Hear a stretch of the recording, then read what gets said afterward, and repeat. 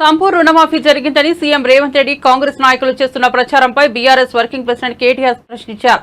100% రుణమాఫీ ఎక్కడ జరిగిందని కాంగ్రెస్ నాయకులను ఆయన ప్రశ్నించారు. రుణమాఫీపై మీరు చెప్పిన మాటలో నిజం 1% నిజం ఉన్నా సరే సెక్యూరిటీ లేకుండా నీ కొడంగల్ నియోజకవర్గానికి రావాలని సవాల్ విసిరారు. కొడంగల్ నియోజకవర్గంలో ఏ గ్రామంలో అయినా సరే 100% రుణమాఫీ జరిగిందని చెబితే అక్కడికక్కడే రాజీనామా చేస్తానని అన్నారు.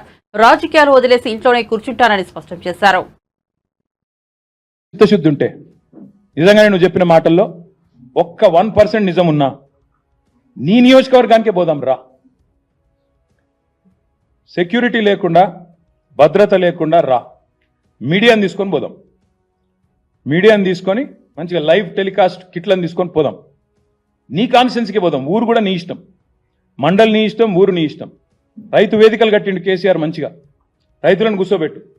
ఒక్క రైతు వేదికలో నన్నా రైతులు కనుక 100% రుణమాఫీ అయిందంటే నేను అక్కడే నా రాజీనామా పత్రం స్పీకర్ గారికి పంపిస్తా.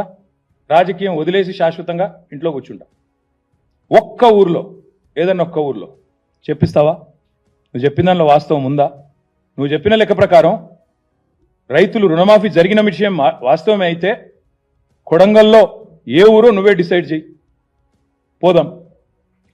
కేవలం కొడంగలే కాదు, మేము వదిలిపెడతా అనుకుంటున్నామేమో. మా నాయకులందరికీ నేను ఈరోజు పిలిపిస్తా ఉన్నా ఈ పత్రికా సమావేశం ద్వారా. రాష్ట్రంలోని ప్రతి నియోజకవర్గంలో మేము చాలా ఊర్లు తిరుగుతాం ఇప్పటి నుంచి. ఈ పచ్చి మోసం ఏదైతుందో దీన్ని ఎండగట్టడానికి బీఆర్ఎస్ పార్టీ నాయకత్వం. మొన్న మా తమ్ముడు వివేక్ గారు ఎట్లా కుత్బుల్లాపూర్ రూరల్ మండల్లో ఎంతమంది ఉంటే ఎంతమందికి అయిందో మొన్న వచ్చి ఇక్కడ ప్రెస్ మీట్ పెట్టి మరీ లెక్క చెప్పినాడు. రుణమాఫీ విషయంలో 1000 మంది ఉంటే కేవలం 100 మందికి ఇచ్చి మేము మొత్తం కంప్లీట్ చేసినామని పోజులు కొడితే ప్రధాన ప్రతిపక్షంగా మా బాధ్యత మీ వాదనలోని డొల్లతనాన్ని ఎండగట్టడం. ముఖ్యమంత్రికి నిజంగా దమ్ముంటే ఆయన నా సవాల్ స్వీకరించాలి. Let him accept this challenge. Kodangal పోదాం, లేదా నీ ఇష్టం. ఉమ్మడి పాలమూరు ఏ కాన్స్టిట్యున్సీకైనా పోదాం, నీ ఇష్టం. సొంత ఊరు కొండారెడ్డిపల్లికైనా పోదాం.